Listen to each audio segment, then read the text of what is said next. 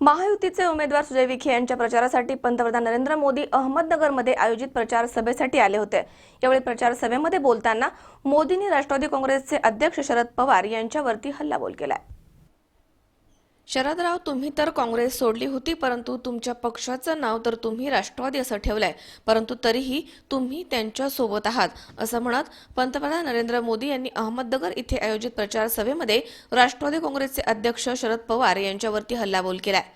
महायुतीचे उमेदवार सुजय विखे यांच्या प्रचारासाठी ते अहमदनगरमध्ये आले होते। काँग्रेस राष्ट्रवादी देशाचे तुकडे करण्यासोबतच आहे, परंतु मला हे कळत नाही शरद पवार यांना काय झालंय। अरे शरदराव, तुम्ही तर देशाच्या नावावरती काँग्रेस पक्ष सोडला होता।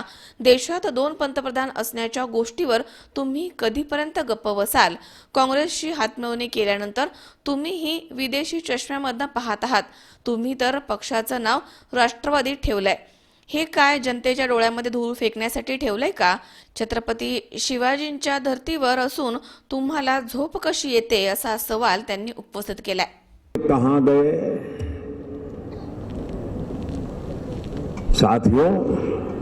इस चौकीदार ने आतंक के सरपरस्तों में ये डर बिठाया है कि उनकी एक भी गलती उन्हें भारी पड़ जाएगी।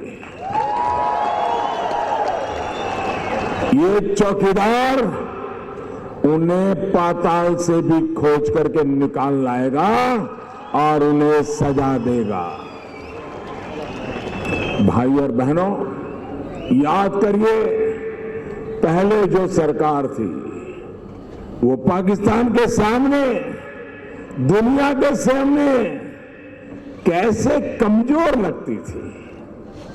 हमारे जवान बदला लेने की मांग करते थे, लेकिन सरकार को सांप सूंघ जाता था।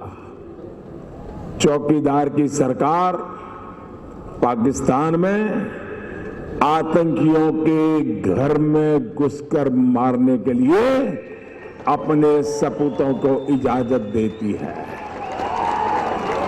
घर में घुसकर मारना चाहिए कि नहीं मारना चाहिए? मारना चाहिए कि नहीं मारना चाहिए? अब भारत ने दुनिया के सामने दुहाई देना बंद कर दिया है। आप मुझे बताइए, आप इस मजबूत भारत से खुश हैं? घर में घुसकर आतंकियों को मारना की नाती आपको मंजूर है? भाइयों और बहनों, आप तो खुश हैं, लेकिन उनका क्या करेंगे जिन्होंने बरसों पहले देश की भावनाओं को समझना ही छोड़ दिया। साथियों, इस बार तो हद ही हो गई है। कांग्रेस एनसीपी ऐसे लोगों के साथ खड़े हैं जो कह रहे हैं कि जम्मू कश्मीर को भारत से अलग कर देंगे, जम्मू कश्मीर में अलग प्रधानमंत्री बना देंगे। मुझे कांग्रेस के लोगों से कोई उम्मीद नहीं है, क्योंकि ये पाप उन्हीं की पैदावार है। लेकिन मुझे समझ नहीं आता है कि शरदराव पवार को क्या हो गया है।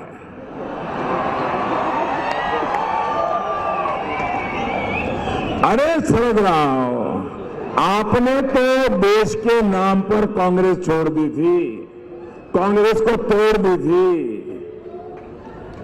अब देश में 2 प्रधानमंत्री होने की बात पर आप कब तक चुप रहोगे? कब तक चुप रहोगे?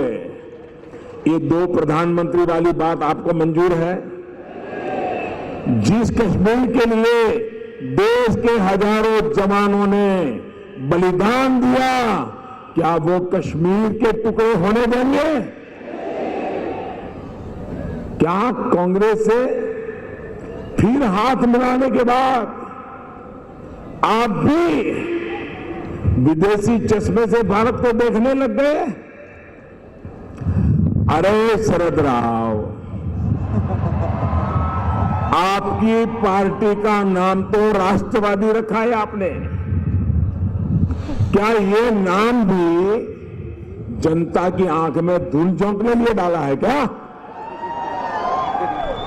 आपके साथी खुलेआम भारत में 2 प्रधानमंत्री होने की बात कर रहे हैं। अरे छत्रपति शिवाजी की धरती के होकर आपको नींद कैसे आ रही है शरद राव?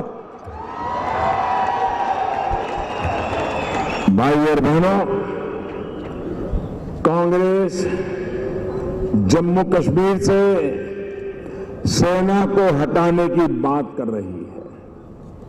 कांग्रेस कह रही है कि जवानों को मिला विशेष अधिकार हटा देगी।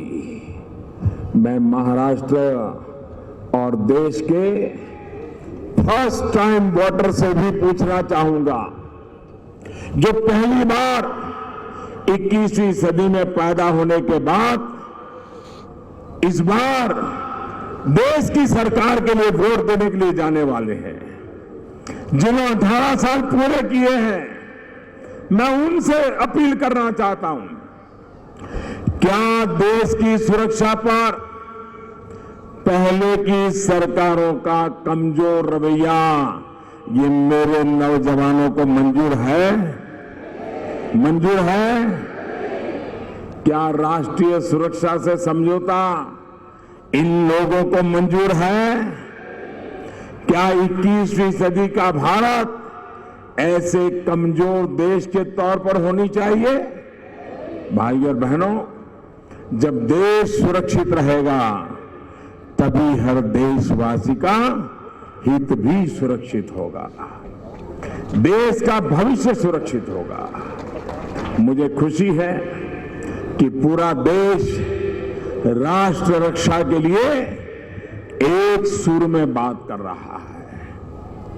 यदि विश्वास मेरी ताकत रहा है, जिसके दम पर मैं बड़े और कड़े फैसले ले पाया, बड़े संकल्पों को पूरा कर पाया। साथियों, पिछले 5 सालों में महाराष्ट्र के लाखों गरीबों को अपने पक्के घर मिले, हर घर में बिजली मिली, घर घर में शौचालय बने और हमारी माता बहनों के मुझे विशेष आशीर्वाद है, ऐसे परिवारों में जो गैस के चूल्हे के लिए इंतजार करते थे, एलपीजी गैस का कनेक्शन भी मिल गया। ये तभी संभव हो पा रहा है क्योंकि आपने ईमानदार सरकार को वोट दिया। जो हमारे गुमंत समुदाय है, जैसे कि हमारा बंजारा समाज है, वो अलग अलग कारणों से एक स्थान से दूसरे स्थान आते जाते रहते हैं। इस समाज को सरकारी मदद सही तरीके से मिल सके, इसलिए आयोग बनाने का ऐतिहासिक फैसला भी आपके वोट के कारण ही हो पा रहा है। आज स्वरोजगार के लिए करोड़ों युवा साथियों को अगर बैंक से बिना गारंटी का लोन मिल रहा है तो उसके पीछे भी आपका वोट है, आपके वोट की ताकत है।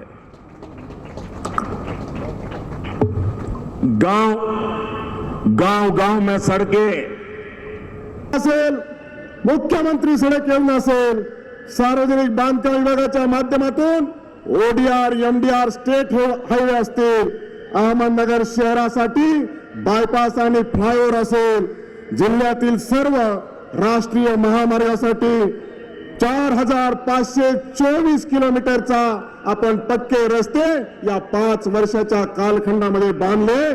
त्यासाठी 5280 कोटी रुपये खर्च करण्यात आला। जलयुक्त शिवार या योजनेच्या माध्यमातून जिल्ह्यामध्ये 38,536 कामं पूर्ण केली आणि त्यासाठी 925 कोटी रुपये आपण खर्च केले. या जिल्ह्याचा देश पातळीवरती नंबर आला आणि राज्याचा देखील जिल्ह्याच्या पातळीवरती नंबर आला. लोकांचा सहभाग, प्रशासनाचं सहकार्य आणि लोकप्रतिनिधी आणि जनतेने केलेलं योगदान या माध्यमातून खऱ्या अर्थाने ही योजना आपण आपल्या जिल्ह्यामध्ये यशस्वी करू शकलो. मागेल त्याला शेततळ असेल, मागेल त्याला अनेक योजना देण्याच्या माध्यमातून आपण प्रयत्न केला. चारा छावण्या आज 459 आपण 443 चारा छावण्यांची निर्मिती केली. आज टँकरने पाणी पुरवठा होतोय, त्यासाठी कुठलीही प्रशासनाला अडचण नाही. परंतु एकूणच आपल्याला लाभाच्या गोष्टी असेल, शेतकऱ्यांची कर्जमाफी असेल, बोंडअळी असेल, हवामान आधारित फळ पिका योजना असेल, हवामानावर आधारित जनरल इन्शुरन्सचा शेतकऱ्यांना मदत करण्याची योजना असेल, दुष्काळग्रस्त शेतकऱ्यांना अनुदान वाटप असेल, अशा अनेक योजनेच्या माध्यमातून जवळपास आपण 2000 कोटी रुपयांपेक्षा शेतकऱ्यांना थेट आपण फायदा करून देऊ शकलो. एवढं सांगण्याचा हेतू हेच आहे बंधूंनो. आता काँग्रेस आणि राष्ट्रवादी काँग्रेस खऱ्या अर्थानं कन्फ्यूज आहे, कन्फ्यूज. या राज्यात तर आहे, देशात आहे, पण जिल्ह्यात तर कुणाची कुणाला मेळच नाही. गणेश राठोड, C24 तास, अहमदनगर. सबस्क्राईब करा आमच्या YouTube चॅनलवर आणि बेल आयकॉनवरती क्लिक करा सर्वात पहिले आपल्या परिसरातील बातम्या बघण्यासाठी.